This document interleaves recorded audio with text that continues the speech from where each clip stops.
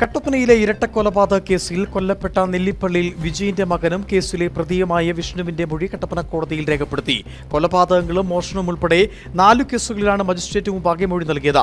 തന്നെ കേസുകളിൽ മാപ്പുസാക്ഷിയാക്കണമെന്നാവശ്യപ്പെട്ട വിഷ്ണു നൽകിയ അപേക്ഷയിന്മേലാണ് മൊഴി രേഖപ്പെടുത്തുവാൻ കോടതി നിർദ്ദേശം നൽകിയത്.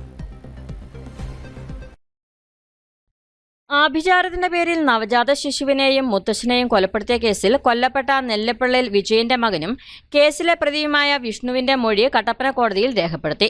തന്നെ കേസിൽ മാപ്പുസാക്ഷിയാക്കണമെന്നാവശ്യപ്പെട്ട് വിഷ്ണു തൊടുപുഴ CJM കോടതിയിൽ അപേക്ഷ നൽകിയിരുന്നു. ഇത് പരിഗണിച്ചുകൊണ്ടാണ് കട്ടപ്പന കോടതിയിൽ വിഷ്ണുവിന്റെ മൊഴി രേഖപ്പെടുത്തുവാൻ നിർദ്ദേശം നൽകിയത്.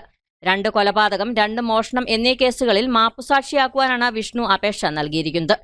ഇന്ന് ഉച്ചകഴിഞ്ഞ് 2 മോഷണ കേസുകളുടെ മൊഴിയാണ് മജിസ്ട്രേറ്റ് മുമ്പാകെ രേഖപ്പെടുത്തിയത്.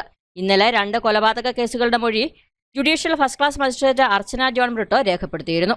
വിഷ്ണുവിന് വേണ്ടി അഡ്വക്കേറ്റ് PA വിൽസൺ ഹാജരായി. വിഷ്ണുവിന്റെ പിതാവിനെ കൂടാതെ സഹോദരിയുടെ നവജാത ശിശുവും കൊല്ലപ്പെട്ടിരുന്നു.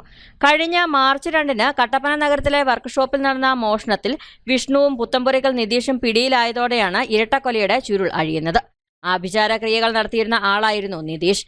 2012 ജൂലൈയിലാണ് നവജാത ശിശുവിന്റെ കൊലപാതകം നടന്നത്. 2023 ഓഗസ്റ്റിലാണ് വിജയനെ ചുറ്റിക തലക്കടിച്ച് കൊലപ്പെടുത്തിയത്.